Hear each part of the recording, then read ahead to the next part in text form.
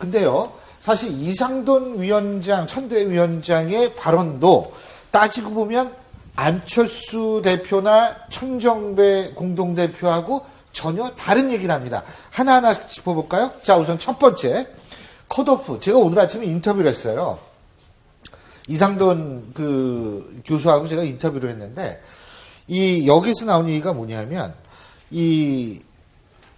우선 컷오프에 대해서 현역 의원 강제 컷오프는 이 당에 맞지가 않는다. 지역구 야권 연대는 가능하다. 정동영 전국판도 유리하지 않아서 고민해야 된다. 그러니까 이 세 가지 얘기가 실제로 기존에 있어서의 국민의당 얘기하고 다르거든요. 다르죠. 지금 잘 아시다시피 천정배 의원이 지난번 국민회의를 만들어서 외쳤던 것이 UDJ 발굴이었지 않습니까? 예.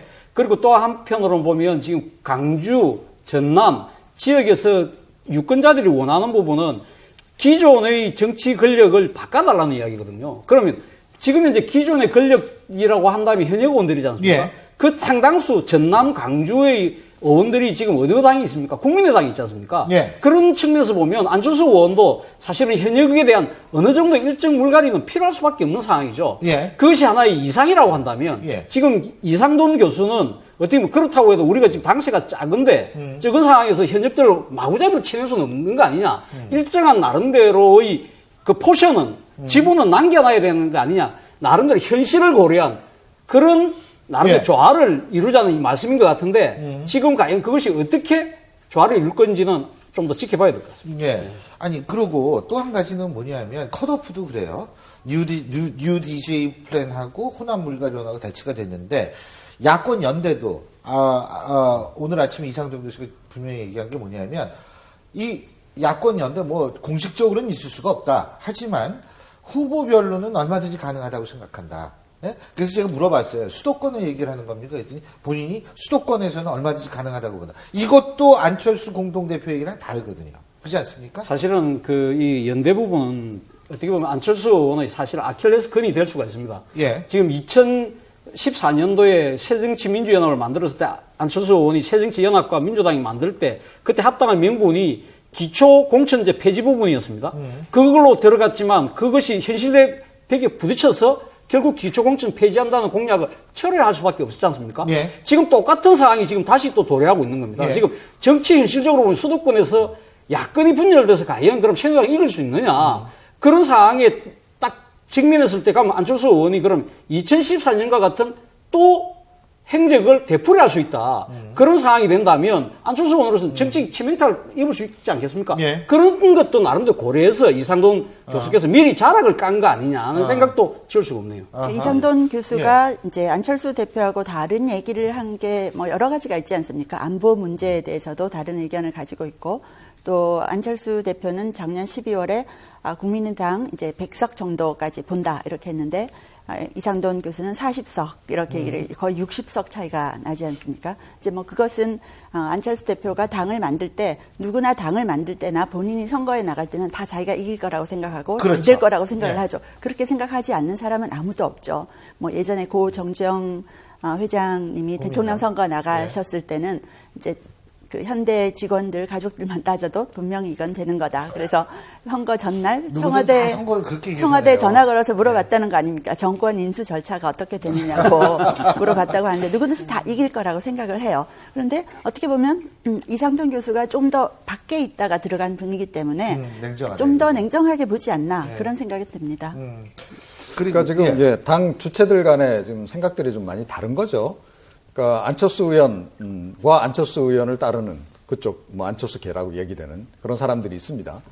또 천정배 의원을 따르는 천정배계가 있고 또 김한길계가 있고 만약에 정동영 전 장관까지 들어오게 되면 또 정동영계가 또 만들어지겠죠.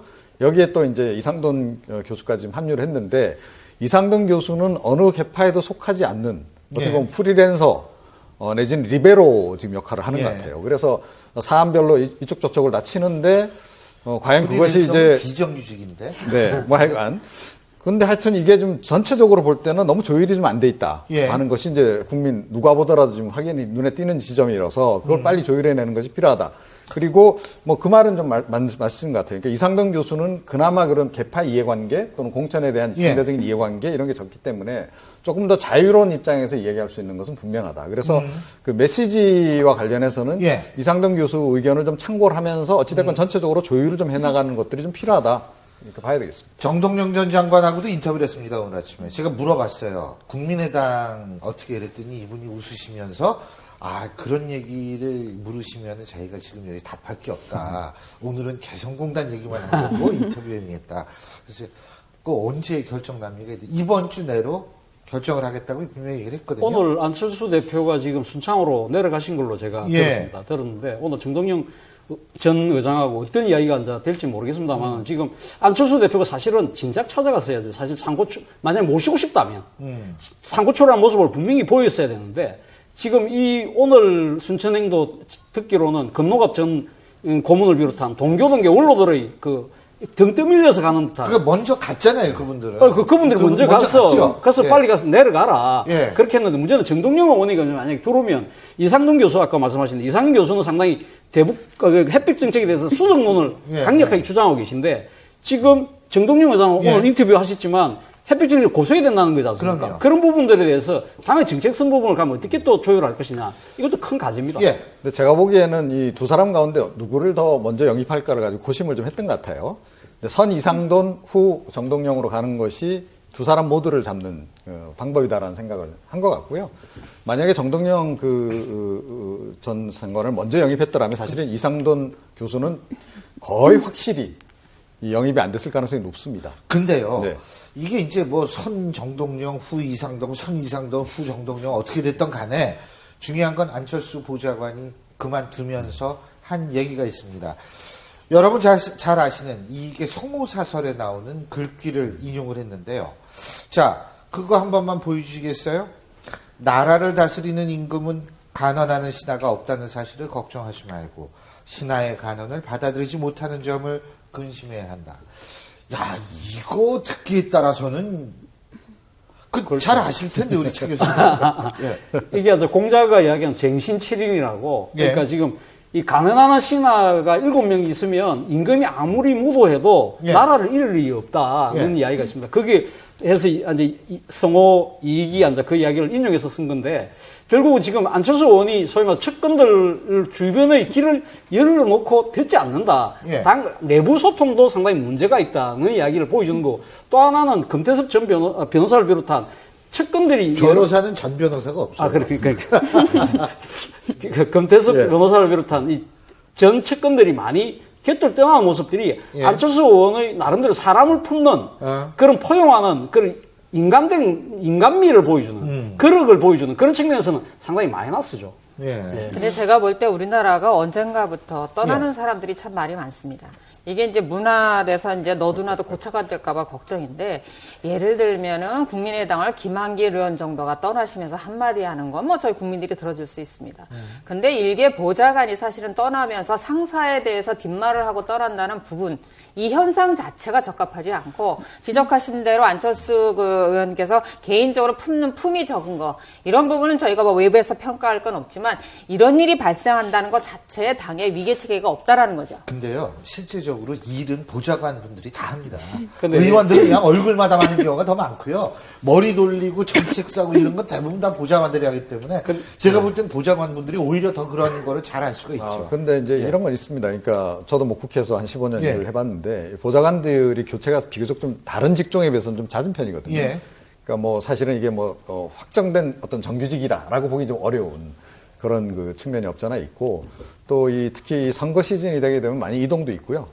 그래서 이게 사실은 충신의 말을 안 듣는 그 주군도 문제지만, 이게 충신인지 간신인지 정치권에서 사실은 굉장히 또 구별짓기가 좀 어려운 그런 측면이 많아요. 아니, 근데 구별질 필요 없이, 구별질 필요 없이요. 이분이 떠나면서 진심으로 안철수 대표한테 도움이 되는 말을 듣고 들어라라고 말을 하고 싶으면 그냥 하루 종일 종편 채널 몇 개 보시면 되는 거지. 여기 있는 뭐 전문가들이 전부 평가를 해주지 않습니까? 근데 굳이 그렇게 얘기하시는 이번 사안에서 보면, 그러니까 지금 이제 사후수습이라는 부분도 우리가 지켜봐야 될 부분인데, 이런 이야기가 놔두니까 지금 안철수 대표 측에서 해명이 뭐냐면, 그 나간 친구는 자기 승진 안 시켜준다고 불만 때문에 나갔다고 이야기를 근데 했다는 이분은 거지 절대로 않습니까? 그런 일이 아니라고. 그거 아니라고 생각하죠. 이야기하는 거죠. 예. 그러니까 결국은 그런 부분들이 굳이 그런 식으로 감정적으로 대응할 필요는 없는 거거든요. 예. 뭐 아까 그렇죠. 우리 변호사님 말씀하신 것처럼 또 그렇게 느끼시면 다 느끼시고 할 건데 그걸 굳이 다른 요구 안 들어서 나간 것처럼 예. 그런 식으로 이야기하는 부분이 상당히 문제가 있다. 그러니까 정치에서 예. 늘 그런 얘기 하잖아요. 어제의 동지가 오늘의 적이 되고 뭐 이런 그렇죠. 얘기를 많이 하는데 이제 보좌관이 나가면서 이렇게 한 방 어떻게 보면 먹이고 나갔다고 할 수 있는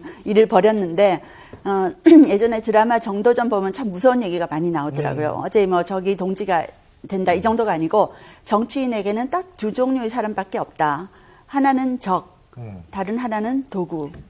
이런 무서운 말을 하더라고요. 그리고 이제 전쟁터에서 적을 만나면 칼을 빼들어야 되지만 조정에서 적을 만나면 웃으세요. 뭐 이런 말도 하더라고요. 근데요, 이게 사실 지금 이렇게 인구에 회자되는 이유 중에 하나는 전 뭐라고 생각하냐면, 그동안 사실 안철수 의원의 곁을 떠난 많은 사람들이 있습니다. 그렇죠. 그 많은 사람들이 있었기 때문에 이 보좌관님이 그만두시면서 하시는 말씀이 보다 우리의 주목을 끌 수밖에 없지 않을까라는 생각이 들거든요. 안철수 의원 많이 변했다고도 얘기하고 실제로 변했다고 생각이 됩니다. 하지만 중요한 건 상대방의 얘기 중에서 중요한 부분 그리고 귀담아 들을 부분은 들어야만 그리고 자신을 버리는 자세를 가져야만 좀 더 새로운 것이 보일 거라는 얘기입니다.